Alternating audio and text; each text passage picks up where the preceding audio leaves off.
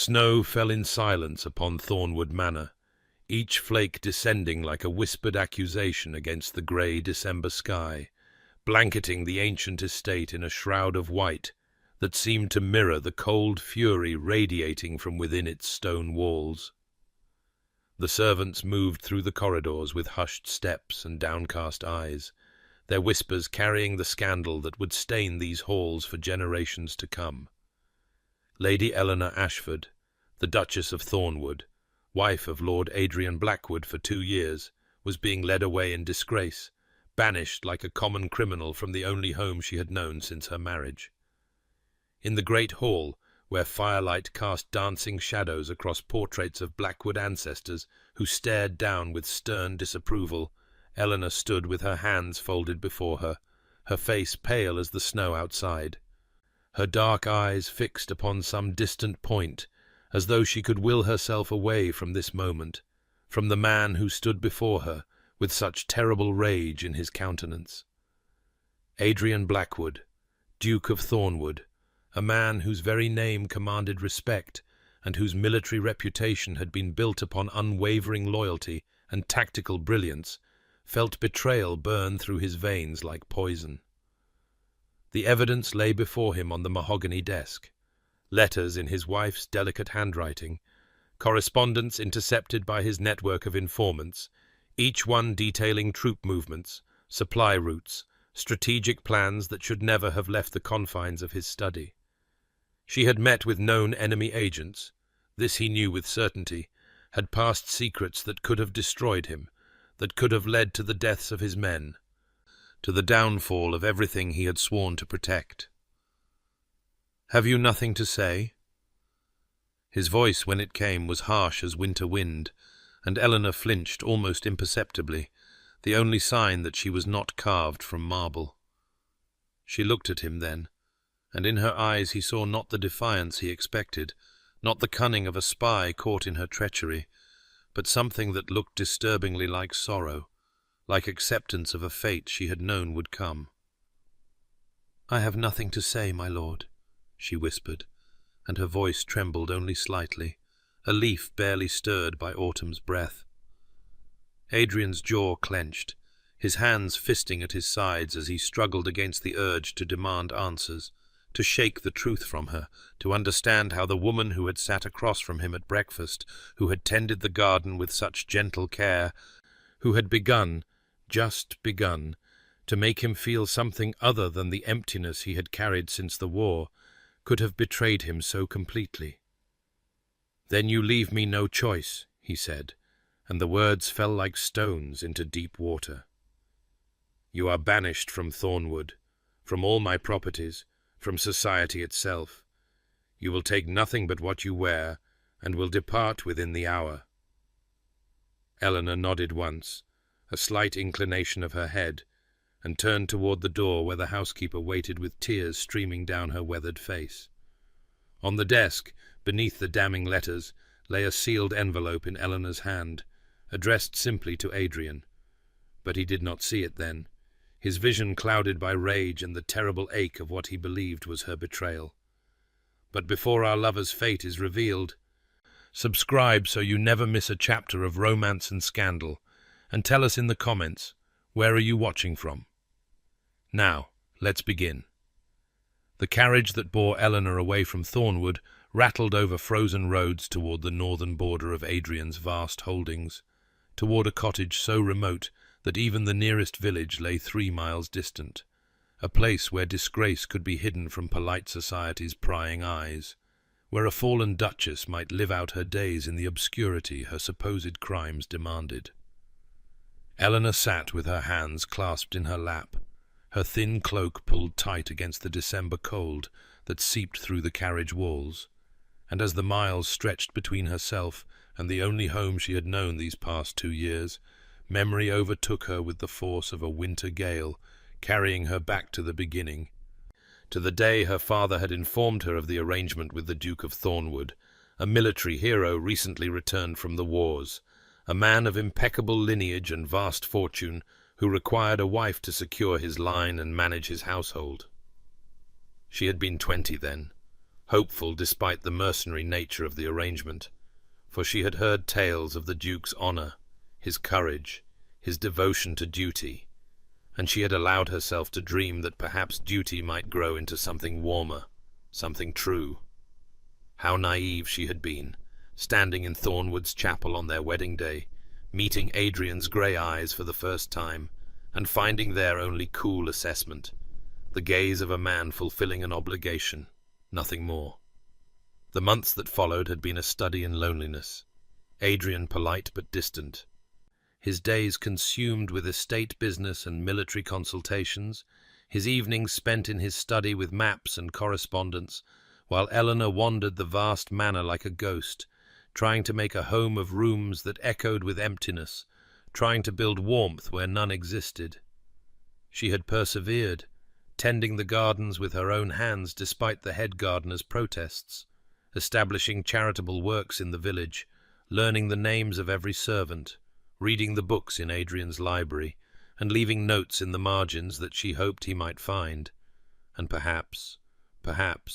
see her as more than the necessary acquisition she knew herself to be. And slowly, so slowly she had barely dared to hope, something had begun to shift. Adrian asking her opinion on a matter of estate management, accepting her invitation to walk the gardens at sunset, the ghost of a smile when she made a clever observation at dinner, the night he had almost reached for her hand before catching himself, the warmth creeping into his voice when he bid her good night. 2 years of patient cultivation, of gentle persistence, of loving him from a careful distance, and just when the frozen ground between them had begun to thaw, when she had started to believe that affection might truly take root, the enemy had struck, not at Adrian directly, but at her, at the one weakness she could never fortify.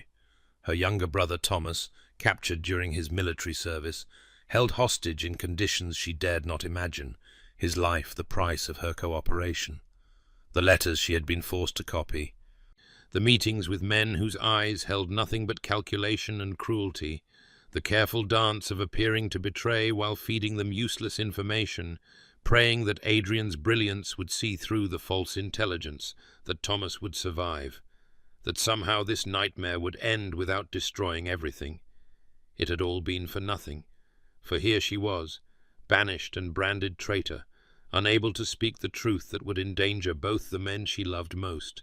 accepting damnation as the only path that might yet save them. Weeks passed, and Thornwood Manor settled into a silence that felt less like peace, and more like the aftermath of battle, when the smoke has cleared, but the cost becomes visible in the empty spaces where the fallen once stood, and Adrian found himself wandering rooms that seemed larger now, emptier,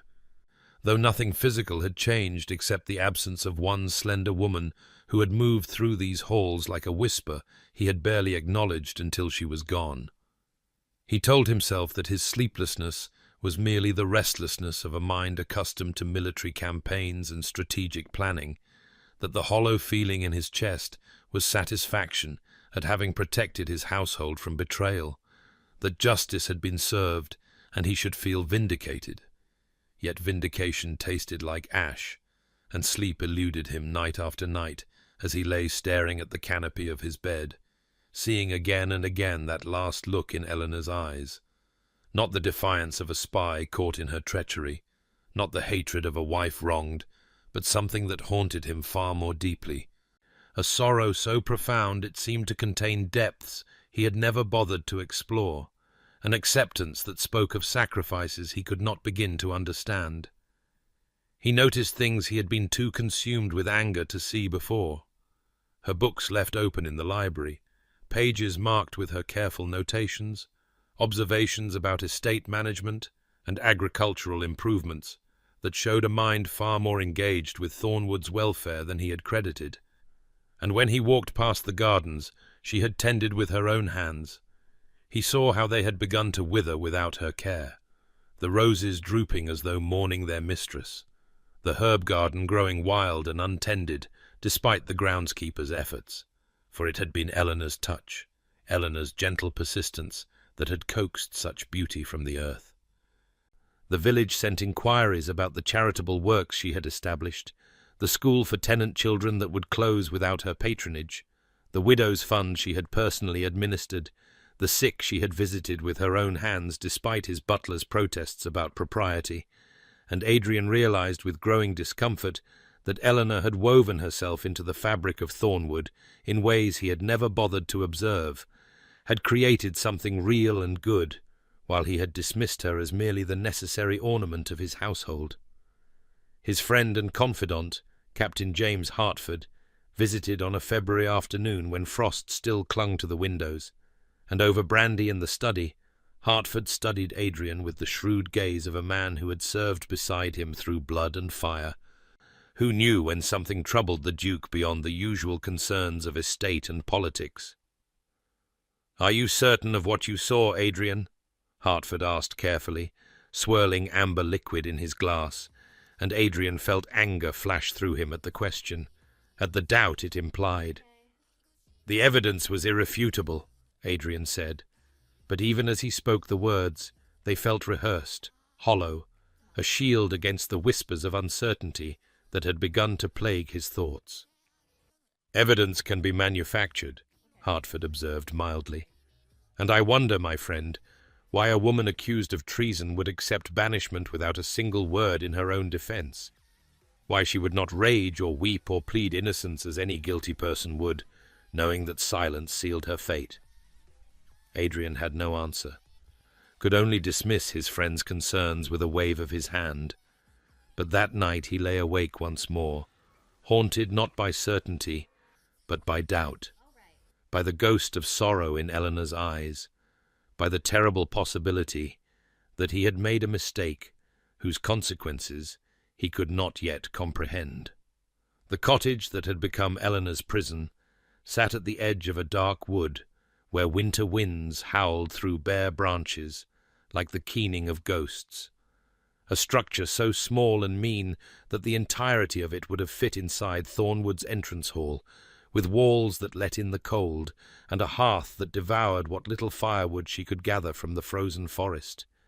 And here Eleanor lived in a poverty she had never known, her modest allowance barely sufficient for bread and coal, her days consumed with the simple struggle to survive that left little room for the grief that might otherwise have destroyed her, though in the nights, in the long dark nights when wind rattled the shutters and her breath formed clouds in the frigid air, memory came to her unbidden and relentless, carrying her back to moments she had treasured without knowing how precious they would become. The evening Adrian had joined her for dinner and actually laughed at something she said, a genuine sound of surprised delight that had made her heart soar with foolish hope. The afternoon they had walked together through Thornwood's gardens, and his hand had brushed hers, lingering perhaps a moment longer than accident would explain, the night she had found him in the library late, and he had looked up from his maps with an expression almost tender,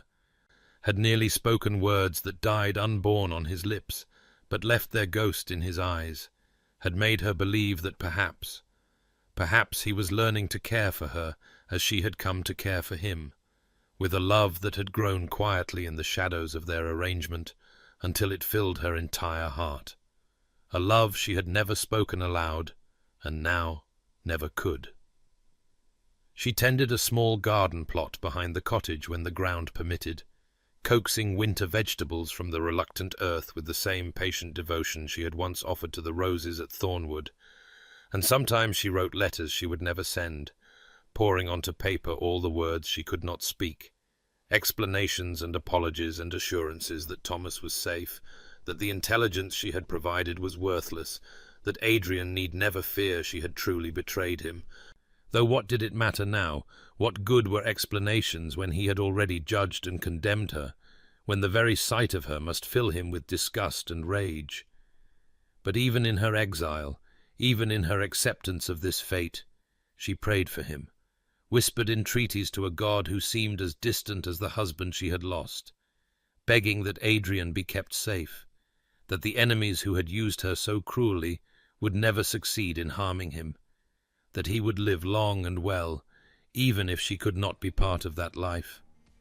And as winter deepened, and a cough began to rattle in her chest, as her strength waned, and each day became a battle against cold and hunger, and an illness. She lacked the resources to properly tend. Eleanor found a strange peace in the knowledge that she had at least done this one thing right, had protected him even at the cost of everything she held dear, had loved him enough to let him hate her if that was what his safety required. Though sometimes, in fevered dreams, she imagined a different world where truth could be spoken, where Adrian looked at her again with warmth instead of contempt, where the love she had glimpsed growing between them had been allowed to bloom rather than crushed beneath the weight of circumstances she had been powerless to prevent. Captain Hertford arrived at Thornwood on a morning when March winds rattled the windows and brought with them the faint promise of spring, though Adrian scarcely noticed the changing season, too consumed with the restless unease that had plagued him since their last conversation. The seeds of doubt Hertford had planted growing into thorny vines that wrapped themselves around his certainty and squeezed until breathing felt difficult. And when his friend entered the study with an expression grave enough to silence even Adrian's greeting, the Duke felt something cold settle in his stomach, a premonition of truths he was not prepared to face.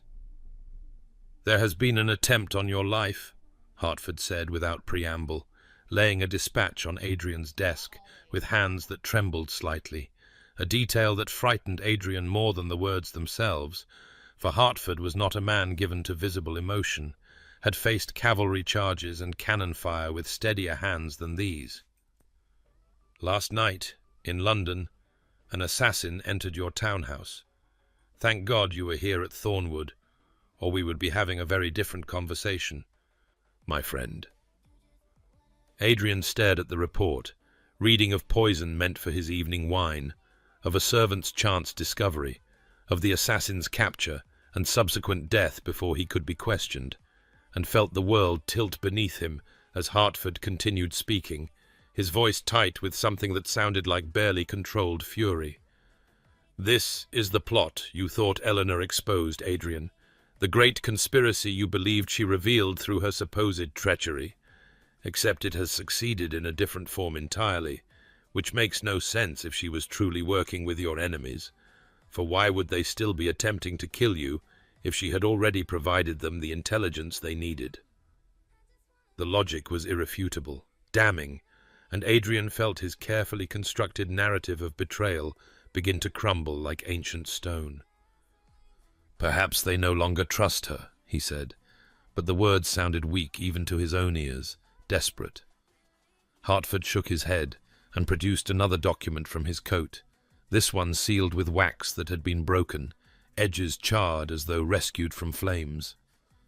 "This was found during a raid on an enemy safe house 3 days ago, recovered from papers they were burning when our soldiers arrived. Read it, Adrian, and tell me again that your wife was their ally." Adrian's hands shook as he unfolded the document, scanned words written in a language he barely understood, but Hertford had thoughtfully translated in the margins, and there, amid discussions of military movements and strategic positions, he found a single line that struck him like a physical blow.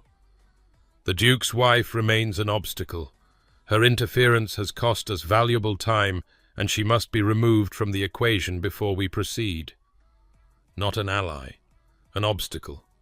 Not a conspirator, but an interference, someone who had cost them time, someone they wanted removed. And Adrian felt the room spin as Hertford's voice came from very far away, saying something about evidence that didn't align, about inconsistencies he should have noticed earlier, about the possibility that they had all been deceived. "I have been such a fool," Adrian whispered, and the certainty that had sustained him through weeks of Eleanor's absence shattered completely, leaving only the terrible understanding that he might have condemned an innocent woman, that the sorrow in her eyes had been real and justified,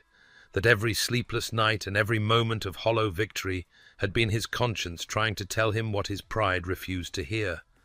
And now, God help him, he needed to know the truth before it destroyed them both. Adrian began his investigation in secret, telling no one save Hertford of his intentions,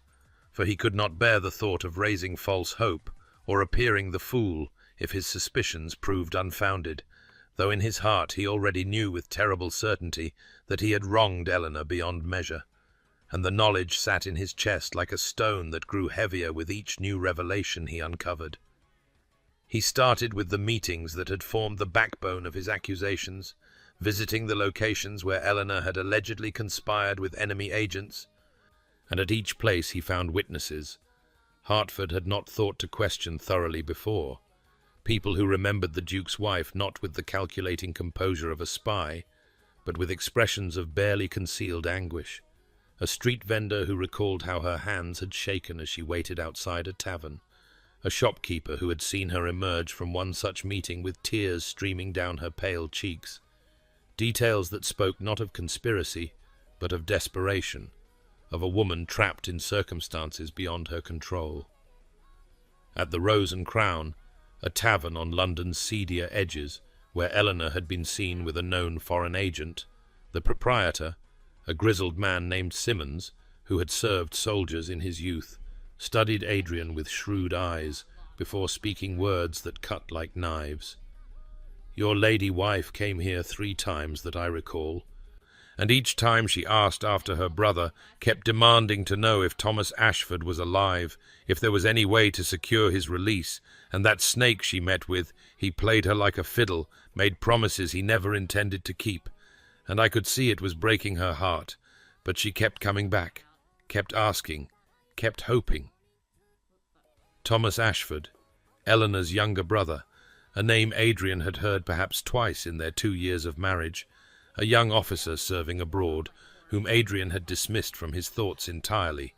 too absorbed in his own affairs to pay attention to his wife's family. And now the mention of that name opened a chasm of understanding that threatened to swallow him whole. He returned to Thornwood and tore through Eleanor's correspondence, the letters he had used as evidence of her treachery. And this time he read them with different eyes, noticed that each one coincided not with military movements or strategic decisions, but with personal dates, with Thomas's birthday, with the anniversary of their father's death, with holidays when a sister might naturally think of an absent brother, and the pattern that emerged was not one of calculated espionage, but of frantic attempts to save someone she loved, each meeting with enemy agents corresponding perfectly with another desperate plea for news of Thomas, another bargain struck to keep her brother alive. Hertford joined him in the library as dawn broke, found Adrian surrounded by papers and maps and timelines, his face haggard with shame and growing horror, and together they pieced together the truth that Adrian's rage had blinded him to before, that Eleanor had been caught in an impossible choice between her husband's safety and her brother's life, that she had tried to walk an invisible line between betrayal and sacrifice, that every action he had condemned as treason had been an act of desperate love for those she held most dear, and the realization that he had punished her for protecting him had banished her for a courage he had been too proud and too foolish to recognize, brought Adrian to his knees beside his desk, tears of rage and remorse streaming down his face, as he understood at last the magnitude of what he had done to an innocent woman whose only crime had been loving too well and too selflessly to defend herself at the cost of others' lives. The complete truth emerged like a body rising from dark water, piece by terrible piece, as Adrian traced the chain of events back to its origins in a military campaign 18 months prior,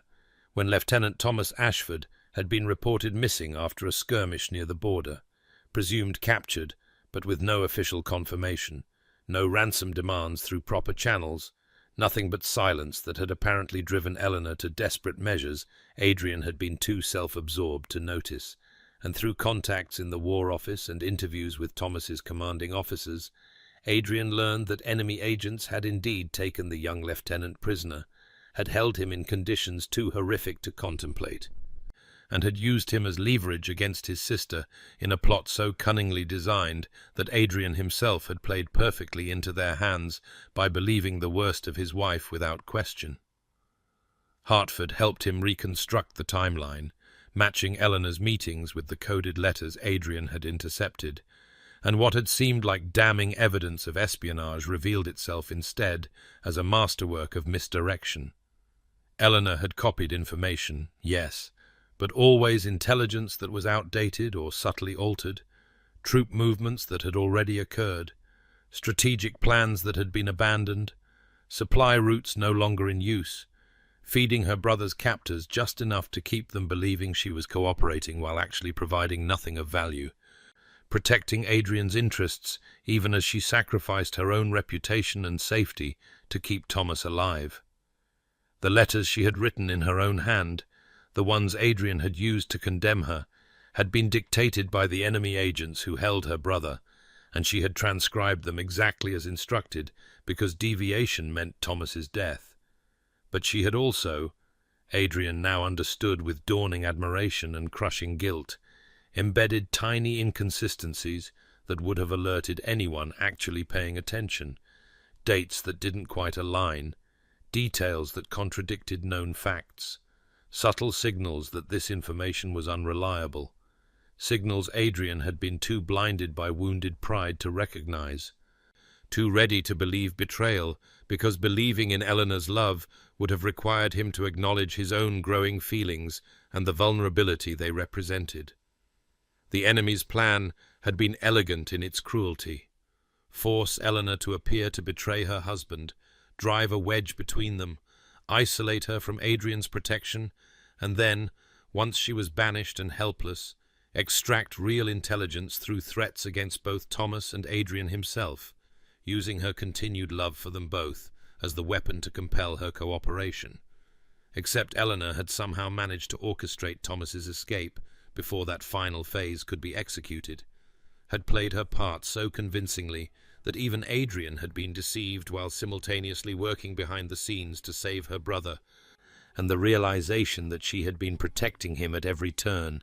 that her apparent treachery had been the deepest form of loyalty, that she had endured his hatred and condemnation without defending herself because doing so would have endangered both the men she loved, brought Adrian to a moment of moral reckoning so profound that he could scarcely breathe beneath the weight of his own blindness and cruelty, understanding at last that he had not banished a traitor, but a hero, had not protected himself from betrayal, but had himself become the betrayer, and the woman suffering in exile because of his pride and suspicion had saved his life, while he had very nearly destroyed hers. Adrian found Thomas Ashford 3 days later in a military hospital outside London, recovering from his ordeal in captivity, and the young lieutenant looked up from his bed with eyes that held the haunted quality of a man who had seen too much darkness, his face gaunt and marked with scars that spoke of brutal treatment. But when Adrian introduced himself as Eleanor's husband, Thomas's expression transformed into something approaching joy, relief flooding his features as he grasped Adrian's hand with surprising strength and said, "Thank God you've come, Your Grace. I have been desperate to write to Eleanor, but they tell me I must regain my strength first, and I need her to know that I am safe, that her sacrifice was not in vain." Words that struck Adrian like physical blows, because Thomas clearly had no idea what had transpired, no knowledge that his sister had been banished and condemned, living in exile while he recovered in comfort. And Adrian felt his throat constrict with shame as he asked Thomas to tell him everything, to explain what sacrifice he meant, bracing himself for confirmation of truths he had already pieced together, but needed to hear spoken aloud. Thomas's story emerged in fragments punctuated by moments when emotion overwhelmed him, describing his capture during what was supposed to be a routine patrol, the months of imprisonment in conditions designed to break a man's spirit, the enemy officers who had eventually come to him with their proposition, cooperate and provide information about his brother-in-law the Duke's affairs, or watch as they used his sister Eleanor to obtain what they wanted instead. And Thomas had refused, had endured increased torture rather than betray his family, but then they had shown him letters Eleanor had written, proof that she was already cooperating to save him, and he had realized with devastating clarity that his sister was sacrificing everything to keep him alive, was playing a dangerous game with enemy agents who would kill her without hesitation if she proved useless to them. "She orchestrated my escape, Your Grace," Thomas said, his voice breaking with admiration and grief. "She convinced our captors that I had intelligence value, that if they moved me to a different location for interrogation, I could provide information about troop movements, and she gave them just enough genuine details to make the lie believable, details that must have cost her dearly to obtain. And during the transfer, I was able to overpower my guards and flee, made it back to our lines half dead from exposure and wounds. And the whole time I kept thinking of Eleanor's courage, how she had warned me in coded messages hidden in those letters they forced her to write, that I must never tell you what she had done, must never reveal her involvement, because it would endanger you both, must let her bear this burden alone, because your safety and mine were worth any price she had to pay." Adrian listened with tears streaming unchecked down his face, each word another nail in the coffin of his own self-regard, understanding that while Thomas had been escaping captivity, Adrian had been condemning Eleanor to exile, that while this brave young man had been fighting his way back to safety, believing his sister safe in her husband's protection, Eleanor had been slowly dying alone because Adrian had been too proud and too blind to see the truth that had been before him all along. And when Thomas finally asked, his face bright with innocent expectation, "How is my sister, Your Grace? Is she well? Does she know I am safe?" Adrian had to confess what he had done, had to watch the light die in Thomas's eyes and be replaced by horror and fury, and a grief so profound that the young lieutenant wept as though his heart was breaking, mourning not his own suffering, but his sister's undeserved punishment. And Adrian knew in that moment that whatever forgiveness he might eventually earn from Eleanor, he would never forgive himself for failing to trust the woman who had proven herself worthy of devotion beyond all measure. Adrian left London within the hour, not even stopping to gather proper travelling clothes, his only thought to reach Eleanor before time itself conspired against him, before whatever suffering she had endured in exile exacted its final price, and Captain Hertford insisted on accompanying him despite Adrian's protests, saying quietly that Eleanor would need a physician and someone to help if she was truly as ill as Adrian feared, and so they rode north through weather that seemed to mirror Adrian's internal tempest, sleet giving way to snow as they pressed their horses harder than wisdom allowed, stopping only to change mounts at posting houses where Adrian paced like a caged animal while fresh horses were saddled, unable to rest, unable to eat, tormented by visions of Eleanor alone and suffering while he had been comfortable at Thornwood, condemning her in his heart. The journey that had taken her 2 days in a slow carriage they completed in less than 30 hours of brutal riding, and with each mile Adrian's anguish deepened, remembering her pale face the day he had banished her, the way she had not defended herself or begged for mercy, the dignity with which she had accepted his judgment. And he understood now that her silence had been one final act of protection, that she had taken his hatred upon herself, rather than risk exposing the truth that might have endangered both Thomas and Adrian, had chosen exile and disgrace over any possibility of harm coming to those she loved, and the magnitude of her sacrifice, set against the smallness of his faith in her, made him want to rail against the heavens and his own blindness with equal fury. Hertford tried several times to make him rest, pointing out that he would be no use to Eleanor if he collapsed from exhaustion, but Adrian pressed on, driven by a terror he could not name but felt in his bones,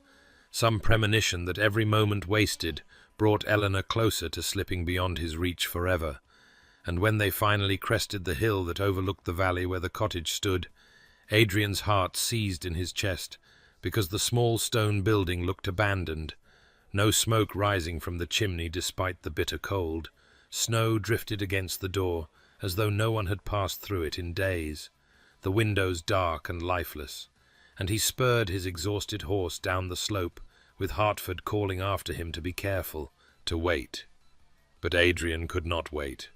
could not be careful, could only think of Eleanor inside that cold cottage alone and frightened or worse, and he flung himself from the saddle before his horse had fully stopped, stumbling through snow that reached his knees, shouting her name, though the wind tore the words from his lips, and when he reached the door and found it unlocked, He knew with terrible certainty that something was very wrong, because Eleanor would never have left the cottage unsecured unless she had been unable to secure it. And he pushed inside with Hertford close behind him,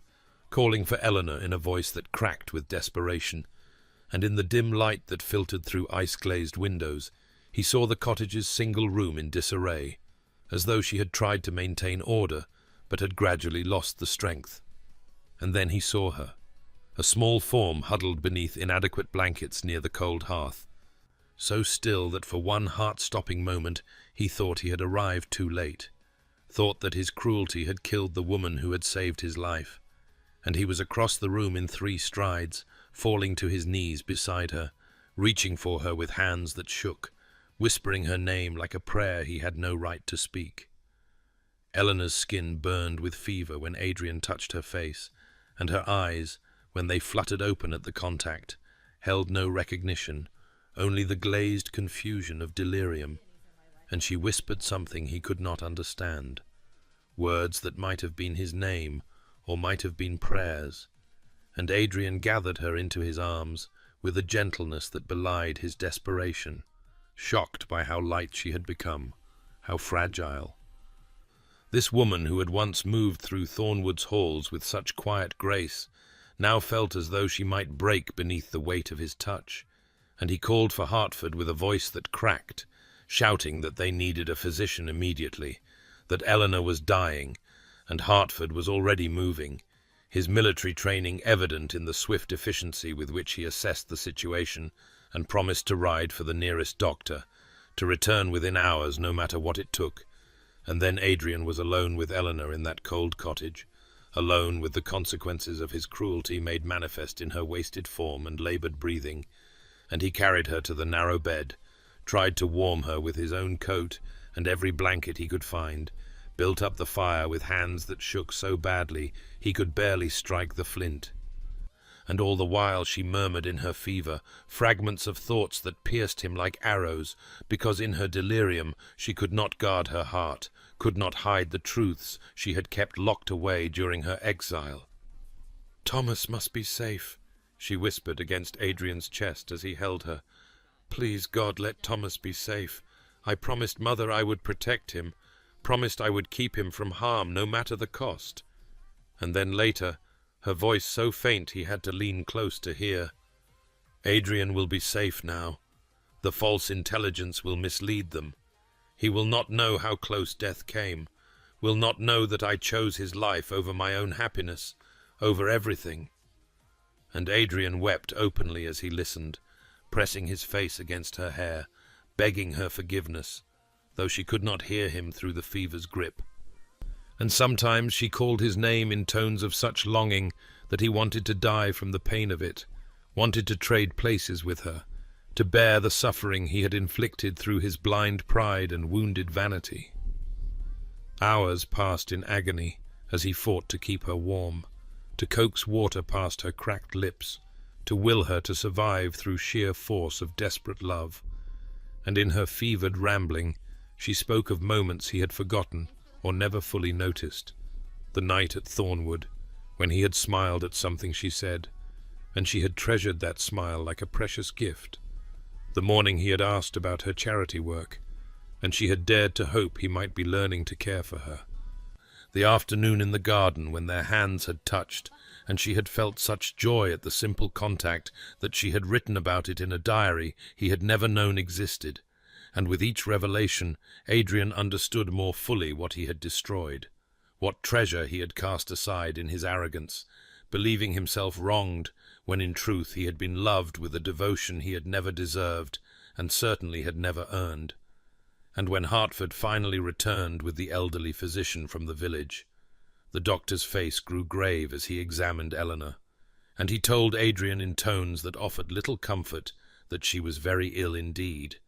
that months of poor nutrition and exposure had weakened her beyond what most constitutions could bear, that the lung infection that ravaged her now was precisely the sort of illness that claimed lives under such circumstances, and all they could do was keep her comfortable, keep her warm, pray that her spirit proved stronger than her failing body, and Adrian refused to accept this pronouncement, refused to believe that he would lose her now when he had finally understood the depth of his own love and the magnitude of her sacrifice. And so he stayed beside her through that first terrible night and into the dawn, holding her hand, speaking to her of things he should have said months ago, promising her a future he prayed she would live to see. The days that followed blurred together in a haze of desperate vigil as Adrian refused to leave Eleanor's side, sleeping in the chair beside her bed when exhaustion finally claimed him, waking at the slightest change in her breathing, and the physician came twice daily to check her condition, his expression growing more concerned with each visit as the fever refused to break, and Eleanor's strength continued to ebb away like water draining from cupped hands. And he told Adrian with the blunt honesty of a country doctor who had seen too much death to offer false comfort, that the next few days would determine whether the Duchess lived or slipped beyond all earthly aid, that her will to survive mattered as much as any medicine he could provide. And Adrian nodded without truly hearing, because he had already decided that Eleanor would live, that he would not permit the universe to take her from him now when he had finally understood what he had possessed and so carelessly destroyed. And so he talked to her through her delirium, confessing everything he had learned about Thomas and the enemy agents and the terrible game she had played to save them both, his voice breaking as he described finding her brother and learning the full extent of her sacrifice, how she had protected Adrian's life while he had repaid her courage with exile and condemnation, and he begged her forgiveness with words that came from depths of shame he had not known he could reach, telling her that he had been a fool blinded by wounded pride, that he had been afraid of the feelings she stirred in him, and had seized upon the accusation as justification to push her away before she could reach the parts of his heart he had sworn to keep protected after his parents' loveless marriage had taught him that caring was weakness and trust was folly. In the quiet hours of night when Hertford had finally succumbed to exhaustion in the cottage's other room, and the fire burned low, Adrian spoke to Eleanor of moments he had treasured without admitting it even to himself. The morning she had laughed at his dry observation about the pompous ambassador, and her laugh had been like sunlight breaking through storm clouds. The afternoon he had found her reading in the library, and had sat nearby with his own book simply to be in her presence.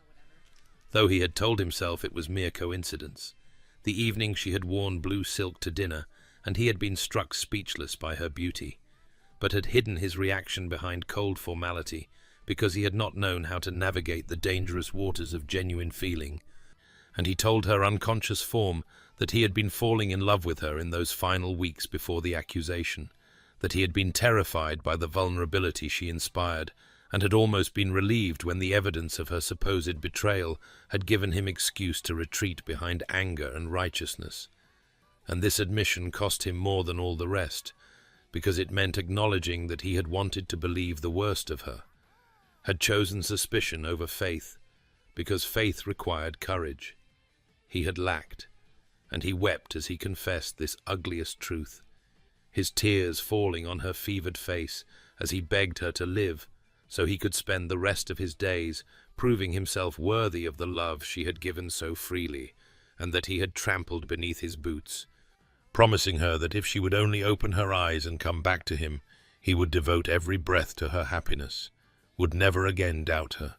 would love her with all the fierce devotion he should have offered from the beginning. The fever broke on the fourth morning as pale sunlight filtered through the cottage window, and Eleanor's eyes opened with clarity for the first time in days, no longer glazed with delirium but confused and searching. And when her gaze found Adrian sitting beside her bed, his face haggard from sleepless nights and wet with tears he had not realized he was shedding, she whispered his name as a question, as though she could not quite believe he was real, and not another fever dream conjured by her failing mind. And Adrian reached for her hand with such desperate gentleness that his own trembled, bringing her fingers to his lips as he wept openly, telling her she had come back to him, that she lived. And Eleanor stared at him with wonder that slowly transformed into something more painful, as consciousness returned and brought with it memory of all that had passed between them. And she tried to pull her hand away, tried to turn her face from him, because surely he had come only from duty, or perhaps to witness her final punishment. But Adrian held fast and begged her to listen, to let him explain everything he had learned, and so in a voice hoarse from confession and sorrow, he told her about Thomas, about the enemy plot she had unravelled through her terrible courage, about his investigation and the truth that had destroyed his certainty and revealed the magnitude of his crime against her. And with each word Eleanor's eyes grew wider and more bright with tears, until finally she interrupted him with words so soft he had to lean close to hear them, saying that she would do it all again, that saving Thomas and protecting Adrian had been worth any price, including her own life, that she regretted only that Adrian had suffered from believing her a traitor, and this selfless declaration broke something in Adrian that had remained stubbornly intact through all his anguish, and he confessed then what he had barely admitted to himself during those dark vigil hours, that he had been afraid of loving her, that their arranged marriage had been safe until she had begun to reach past his defences with her kindness and quiet strength and gentle persistence. That when the accusation had come, he had seized upon it almost with relief, because it had given him excuse to retreat behind anger rather than face the terrifying vulnerability of caring for someone who might leave him or prove as cold as his own parents had been to each other. And he told her with shame thick in his voice that he had wanted to believe the worst, because doubt would have required him to trust, and trust would have required him to acknowledge that he was already falling in love with her, and could not bear the thought of such dependence on another soul. And Eleanor listened to this confession with tears streaming down her pale cheeks, and when he finally fell silent, she reached up with the little strength she possessed and touched his face, and she told him what she had never dared speak aloud during their marriage, that she had loved him almost from the beginning, from the first time she had seen past his cold formality to the loneliness beneath, that she had hoped with each small warming between them that he might learn to care for her even a little. And as they spoke these truths that should have been shared months or years before, something shifted in the small cottage room. Some wall crumbled that had stood between them since their wedding day, and when Adrian leaned forward and pressed his forehead gently against Eleanor's, both of them weeping, it felt like the true beginning of something that had been broken before it could properly start, and Eleanor whispered that she forgave him. And Adrian promised that he would spend his life proving worthy of that forgiveness and of the love she had given him so freely when he had offered her nothing but coldness in return. The weeks that followed moved with the slow gentleness of ice melting into spring water, as Eleanor's strength returned in small increments that Adrian marked with the devotion of a scholar recording precious discoveries, and he refused to leave the cottage despite Captain Hertford's gentle suggestions that he return to Thornwood and send proper staff to care for the Duchess, because Adrian had learned during those terrible vigil nights that some duties could not be delegated and some acts of penance required personal attendance, and so the proud Duke of Thornwood, who had commanded battalions and managed vast estates and moved through society with the assured authority of his rank, now spent his days performing the humble tasks of a nursemaid, bringing Eleanor broth he had heated himself over the cottage fire, reading to her from the books Hertford brought from her abandoned library at Thornwood, her favourites that Adrian now discovered for the first time, because he had never thought to ask what she loved, and he read poetry that made her smile and philosophy that sparked gentle debates when she had strength for conversation, and he learned that his wife possessed a mind as beautiful as her heart, sharp and curious and kind in its conclusions, and he mourned anew for all the conversations they might have shared during their marriage if he had not been so determined to maintain distance between them. On the mornings when Eleanor felt strong enough to sit up, Adrian would brush her hair with careful strokes, learning the weight and texture of it, the way it caught the light, and these intimate moments felt more precious than any of the formal interactions that had characterized their marriage, because now there was honesty between them, vulnerability given and received, and Eleanor would close her eyes as he worked, and sometimes tears would slip down her cheeks, though she smiled, and when Adrian asked if he was hurting her, she would shake her head and say only that she was happy, that she had dreamed of such simple tenderness during the long months of exile, but had not dared hope it might become real, and her words pierced Adrian with fresh understanding of all she had endured while he had nursed his wounded pride in Thornwood's grand halls. As Eleanor grew stronger, Adrian would help her walk, first just from the bed to the chair by the window, then around the small cottage, and finally, on a day when weak sunlight broke through winter clouds, out into the garden she had tended during her exile, and she wept to see how the cold had claimed her plantings, and Adrian promised her that spring would come, and they would plant again together, at Thornwood where she belonged, and Eleanor looked at him with such tentative hope that he understood how fragile this new beginning was, how much depended on his patience and consistency, how trust once shattered could not be commanded back into existence, but must be coaxed like a wild creature from hiding, and he was determined to prove himself worthy of that trust, no matter how long the earning required. And so he tended to Eleanor's recovery with devotion that transformed him as surely as rest and nourishment were transforming her. And in the quiet evenings when they sat by the fire, sometimes in comfortable silence, and sometimes in conversation that ranged from inconsequential observations to careful explorations of the feelings growing between them, Adrian felt something shifting in his chest, some frozen place thawing, and he recognized it as the cautious blooming of hope that perhaps from the ashes of their broken beginning they might build something true and lasting, something that honored the sacrifice Eleanor had made and the love she had offered, even when he had given her nothing but coldness in return.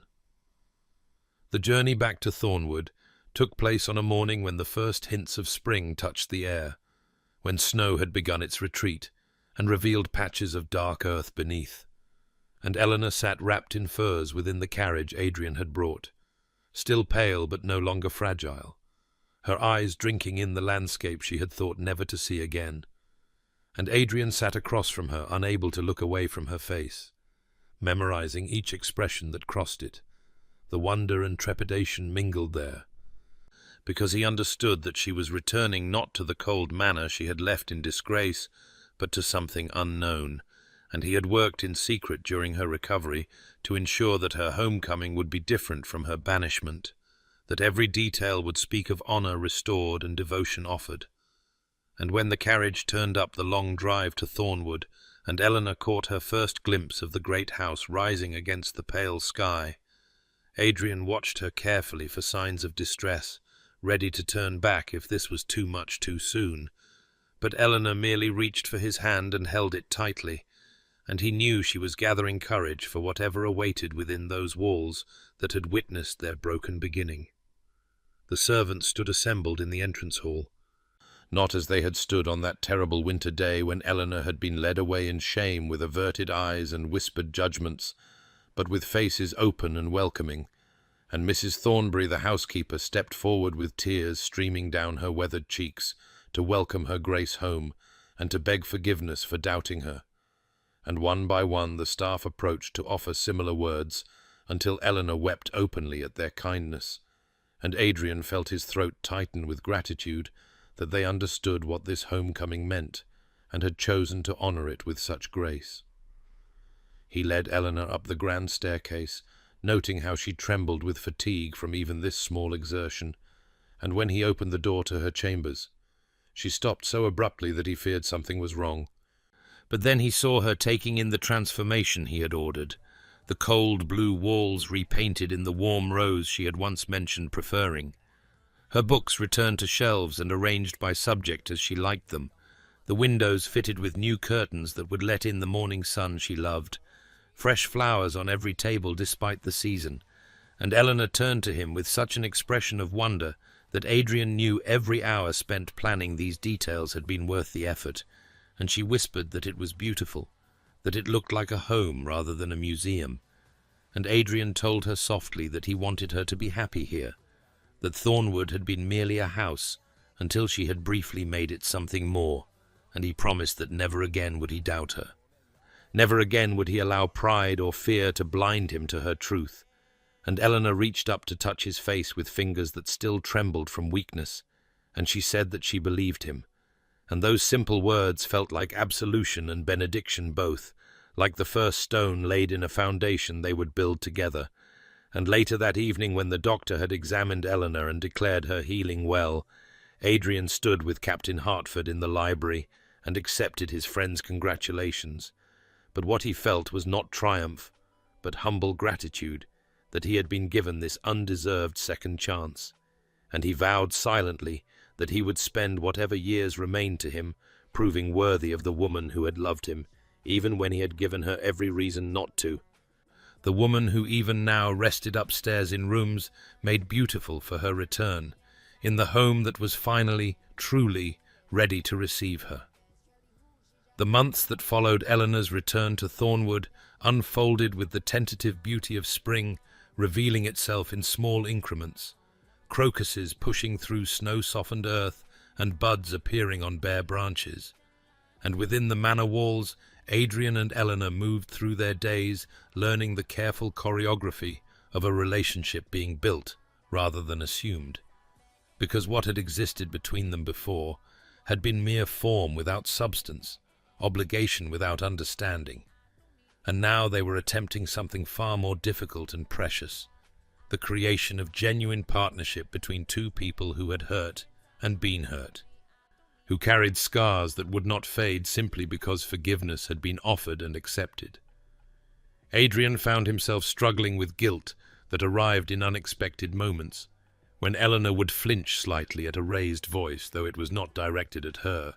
when she would grow quiet if he frowned while reading correspondence,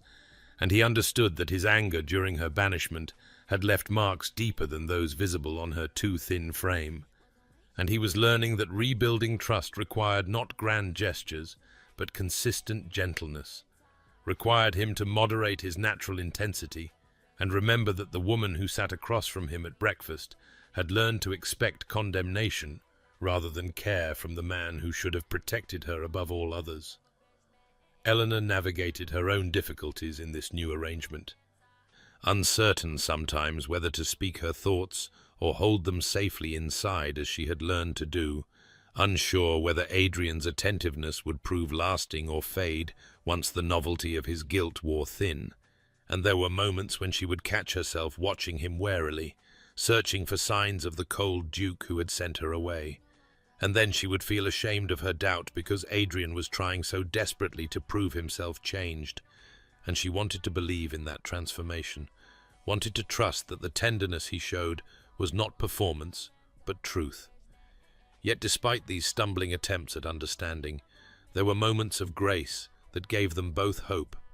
Mornings when Adrian would find Eleanor in the library, and they would discuss the book she was reading until the conversation ranged across philosophy and poetry and politics, and he would marvel at how her mind worked, how she could see connections he had missed and offer insights that challenged his assumptions. And these exchanges left him feeling more alive than he had in years, made him wonder how he had been content with the silence that had characterized their early marriage when such richness had been available, if only he had asked. There were evenings when they would walk in the gardens Eleanor was restoring to their former beauty, and Adrian would take her hand with a gentleness that still surprised them both, and they would move through paths lined with early roses while twilight deepened around them. And Eleanor would speak of her plans for the estate's tenant families, the improvements she hoped to make to their cottages and schools, and Adrian would listen with attention that was not mere courtesy, but genuine interest, and he would offer resources and connections to support her vision. And in these collaborations, Eleanor began to see that she had gained not just a husband's affection, but a true partner who valued her contributions. Some nights they would sit by the fire in Eleanor's sitting room, that space Adrian had redesigned for her comfort, and conversation would stretch toward dawn as they slowly, carefully, shared the stories that had shaped them. Adrian speaking haltingly of his parents' cold marriage and his determination not to repeat their mistakes, even as he had recreated them perfectly. Eleanor describing the loneliness of her exile and the strange peace she had found in accepting what she thought was her fate. And in these revelations they were building something neither had known to want, an intimacy of souls that went deeper than passion, though passion too was beginning to stir between them in glances held too long and touches that lingered, and both felt simultaneously the pull toward that final barrier, yet unbreached, and the fear that moving too quickly might shatter what they were so carefully constructing. And so they waited, learning patience together, trusting that when the time came, they would know it. And in the waiting, they discovered that anticipation itself could be sweet, that the slow building of desire between two people learning to love could be its own form of devotion. Adrian chose an evening in late spring, when the garden Eleanor had restored bloomed with such profusion that the air itself seemed heavy with promise, when roses climbed the ancient stone walls in cascades of cream and blush and crimson, when the last light of day gilded everything it touched, and birdsong filled the spaces between heartbeats. And he led Eleanor along paths she had designed with her own hands, past beds of lavender and stands of delphinium, to the secluded corner where a fountain murmured its endless song and stone benches waited beneath an arbor thick with honeysuckle. And Eleanor went willingly, though she sensed something significant in Adrian's barely contained nervousness, in the way his hand trembled slightly when it held hers, in the careful attention he paid to every detail of their route, as though he had rehearsed this journey many times in his mind.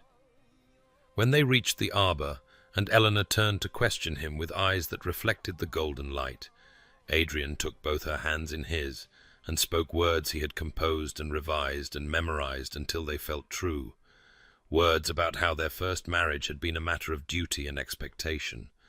contracts signed and vows spoken without understanding their weight, and how he had failed her in every way a husband could fail a wife,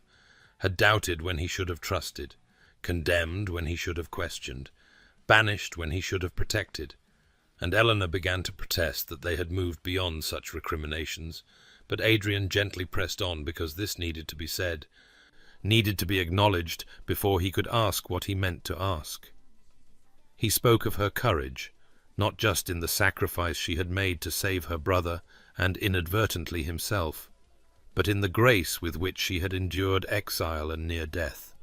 the generosity with which she had forgiven him, though he deserved no such mercy. And he told her that in the months since her return, he had watched her transform Thornwood from a monument to pride into a true home, had seen her gentle influence touch everything from the servants who now smiled at their work, to the tenant families whose children ran to greet her when she visited their cottages. And he understood now what he had been too blind to see before, that Eleanor possessed a strength that had nothing to do with force and everything to do with an unwavering commitment to doing what was right, regardless of cost to herself. Then Adrian released one of her hands to withdraw a small velvet box from his pocket, and Eleanor's breath caught because she understood suddenly what was happening.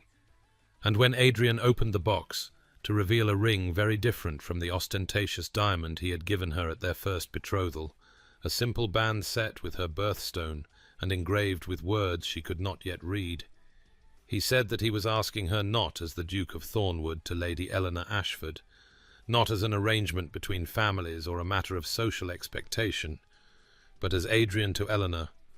as a man who had learned too late what love required and who wished desperately for the chance to offer it properly, and he asked if she would marry him again, truly this time, with full knowledge of who he was, including all his failures and weaknesses, and choose him as he was choosing her, freely and without reservation. Eleanor stood very still for a long moment, while tears gathered in her eyes and spilled down her cheeks, and Adrian waited in agony, wondering if perhaps he had presumed too much, if the wounds he had inflicted ran too deep for this kind of renewal.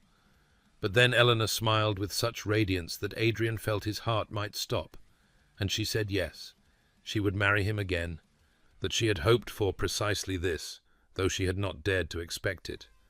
that she chose him with full knowledge of his faults, just as she hoped he chose her with full knowledge of hers, And when Adrian slipped the ring onto her finger with hands that shook with relief and joy, Eleanor read the inscription there, which said simply, "Freely chosen, wholly loved." And she understood that this was his promise and his vow, the foundation upon which they would build everything that followed. And when Adrian drew her into his arms and kissed her for the first time, not as duty or comfort, but as desire and devotion mingled, Eleanor kissed him back with all the love she had carried silently for so long, and the garden around them bore witness to this second beginning. This choice made in full light rather than shadow, and somewhere above them the first stars appeared in a sky deepening toward night. And neither noticed, because they had found in each other everything they needed, the completion of a journey that had led through darkness into light, through pain into healing, through doubt into the certainty of love freely given and gratefully received. The ceremony took place on a morning in early summer, when sunlight streamed through the chapel windows at Thornwood in golden shafts that seemed to bless everything they touched. And unlike the grand spectacle of their first wedding, with its hundreds of guests and elaborate formalities, this renewal of vows was an intimate affair attended only by those who had witnessed their journey through darkness into light. Captain James Hartford, standing as Adrian's witness with barely concealed emotion in his weathered face. Thomas Ashford, walking his sister down the aisle with tears of joy streaming freely, because he understood better than anyone what Eleanor had sacrificed and what she had nearly lost. And a handful of servants who had remained loyal through scandal and exile, and who now gathered to celebrate what they had always hoped might come to pass. Eleanor wore not the elaborate gown of Brussels lace and seed pearls that had adorned her at their first wedding, that costume piece designed to impress society and demonstrate the Ashford family's worthiness of ducal alliance, but instead a dress of ivory silk so simple in its lines that it seemed almost plain, until one noticed how perfectly it complemented her figure, how the subtle embroidery at the hem and sleeves had been done in a pattern of honeysuckle flowers to match the arbour where Adrian had proposed, and her only adornment was the ring he had given her, and a spray of roses from her own garden woven into her hair. And she had never looked more beautiful, because her beauty now came not from artifice, but from the deep contentment that radiated from within, the peace of a woman who had survived the worst,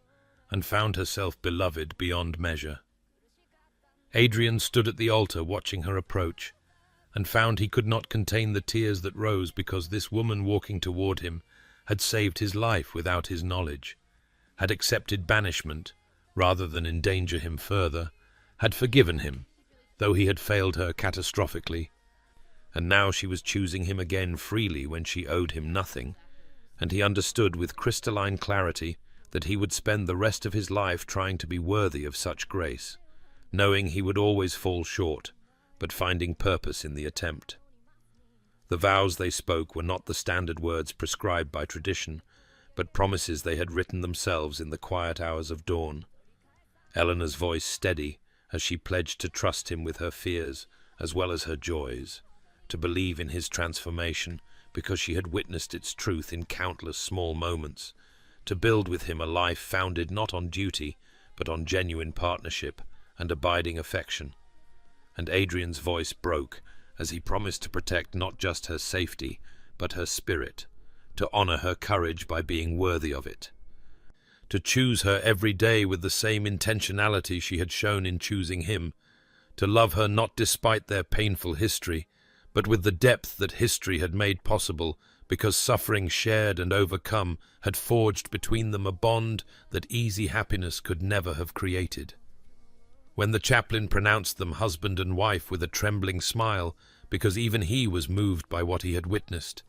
and Adrian kissed Eleanor with a tenderness that held both reverence and passion, the small gathering erupted in applause and laughter, and the celebration that followed in Thornwood's gardens was modest in scale, but rich in genuine joy. Toasts offered by Hartford and Thomas, speaking of redemption and second chances. Eleanor dancing with her brother, while Adrian watched with gratitude for the young man whose captivity had inadvertently revealed his wife's true character, and as twilight descended, and lanterns were lit among the roses, and the small party continued in gentle conversation and shared happiness. Adrian and Eleanor stood together beneath the honeysuckle arbor where this new beginning had truly started, and they held each other close while around them the world softened into night, and they understood that this was not an ending, but a commencement. The first day of a marriage built on truth rather than assumption, on love freely given rather than obligation grudgingly met, and whatever challenges the future might bring, they would face them together, partners in every sense, bound not by contracts and social expectation, but by choice renewed each day, and devotion earned through trial and proven in the fire of suffering overcome. A year had passed since their renewal of vows, when Eleanor discovered she was with child, and the joy that suffused Thornwood at this news seemed to Adrian a physical thing that brightened every corridor and touched every face with smiles, and he found himself unable to contain the fierce protectiveness that rose in him alongside a terror he had not anticipated, because now there were two lives that depended upon him, and the thought of failing either filled him with dread. But Eleanor laughed gently at his excessive caution, and reminded him that women had been bearing children since the beginning of time, and she was strong now, blooming with health in a way she had never been during their first years together, her cheeks perpetually flushed with colour and her eyes bright with contentment, and indeed she had never looked more radiant than she did moving through the estate with her hand resting on the growing curve of her belly, while she continued her charitable work among the tenant families with Adrian's full support and frequent accompaniment, because they had become true partners in all things, consulting each other on estate matters and social obligations, sharing quiet evenings in the library where Adrian read aloud while Eleanor worked on tiny garments for the child to come. And the servants who had once moved through Thornwood with the careful silence of those who feared their master's temper, now went about their duties with genuine cheerfulness, because the house had been transformed from a monument to aristocratic pride into a true home filled with warmth and laughter. When Eleanor's time came in early spring, with the gardens just beginning to wake from winter's sleep, Adrian paced the corridor outside their bedchamber for hours, while the midwife attended his wife, and Captain Hartford sat with him, offering wordless support, because he understood that Adrian's terror came not from lack of faith, but from having learned too well how quickly joy could turn to anguish, how fragile happiness could be. And when finally the midwife emerged to announce that Eleanor had delivered a healthy daughter, and both mother and child were well, Adrian's knees nearly buckled with relief, and he rushed into the room to find Eleanor exhausted but triumphant, cradling a tiny bundle wrapped in soft blankets. And when she looked up at him with tears of happiness streaming down her face, and said their daughter had her father's dark hair, Adrian wept openly as he gathered them both carefully into his arms and pressed his lips to Eleanor's forehead and whispered his gratitude for this gift he had done nothing to deserve. They named the child Catherine after Eleanor's mother, and as the months passed and Catherine grew from helpless infant into a bright-eyed baby who smiled at her parents with unmistakable recognition, Adrian marveled at how completely his life had been transformed, how the cold and bitter man he had been seemed like a stranger he could barely remember, and each evening when he returned from whatever business had called him away, he would find Eleanor in the nursery with Catherine in her arms, singing softly or telling stories in that gentle voice that had once tried so hard to reach past his defences, and he would stand in the doorway simply watching them, his wife and daughter, this family he had nearly destroyed through pride and suspicion, and he understood with profound humility that he had been given a second chance that few men received, an opportunity to build something true and lasting from the ruins of his own failures, and he was determined to prove worthy of it through every action and choice for all the days that remained to him. 5 years had passed since Catherine's birth, when Adrian proposed they visit the cottage where their true marriage had begun, though Eleanor understood he meant the place where she had nearly died, and he had discovered the depths of his own capacity for both failure and devotion. And the journey there in early autumn was undertaken not with the desperate urgency of that winter ride, but with their 3 children, Catherine, now a bright girl of 5, and the twins, James and Margaret, just beginning to walk, accompanied by nursemaids and servants, because Adrian insisted his family travel in comfort, and as their carriage approached the small stone structure that had once been Eleanor's prison and nearly her tomb, she saw that it had been transformed entirely, the roof repaired and garden restored, fresh paint on the shutters, and smoke rising cheerfully from the chimney, and Adrian explained with quiet pride that he had converted it into a refuge for families facing hardship, a place where those fleeing violence or poverty or circumstances beyond their control could find temporary sanctuary, and he had named it Ashford House in Eleanor's honour, because she had shown him what true courage looked like when she had endured exile rather than compromise his safety. They toured the cottage together while the children played in the garden under watchful supervision, and Eleanor stood in the room where she had lain delirious with fever, believing she would never see Adrian again, where she had accepted death as the price of keeping him safe.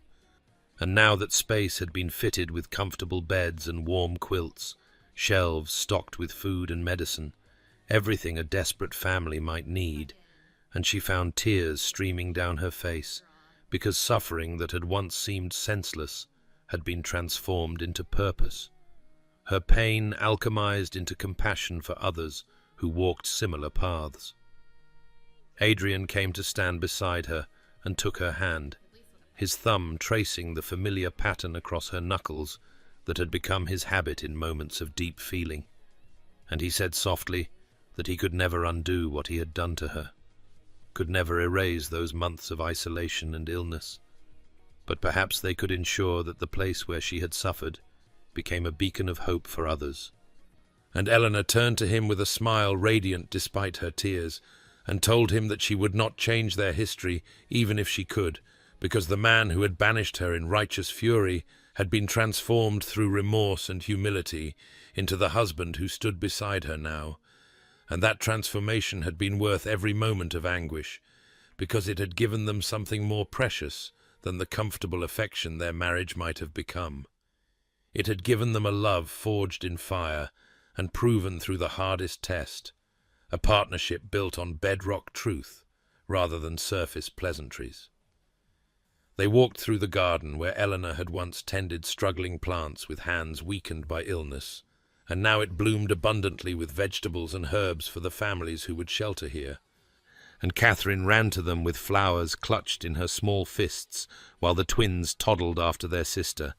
and Adrian swept all 3 children into his arms with the ease of a man who had learned that strength was best measured not by dominance but by tenderness. And Eleanor watched her family together in this place where death had once seemed certain, and saw the miracle of their survival, not just her physical recovery, but the survival of love that had been buried beneath pride and suspicion, love that had needed to die and be reborn before it could truly flourish. And she understood that redemption was not a single moment, but a daily choice they made together, a commitment to honor the second chance they had been given by building something beautiful from the ashes of what they had nearly destroyed. 10 years had passed since that winter day, when Adrian had ridden through storms to find Eleanor dying in the cottage, and now they stood together in the great hall of Thornwood during the harvest celebration, surrounded by family and friends and tenants who had gathered to mark another year of prosperity and peace. And Eleanor watched her husband move through the crowd with their eldest daughter Catherine at his side, the girl now 15, and possessing her mother's gentle grace, combined with her father's quiet strength, while the twins, James and Margaret, danced with the tenant children, and little William, their youngest at just 3 years old, sat contentedly in Captain Hertford's arms, and the sight of such abundant joy, such tangible evidence of love's triumph over bitterness and suspicion, filled Eleanor with a gratitude so profound it nearly overwhelmed her,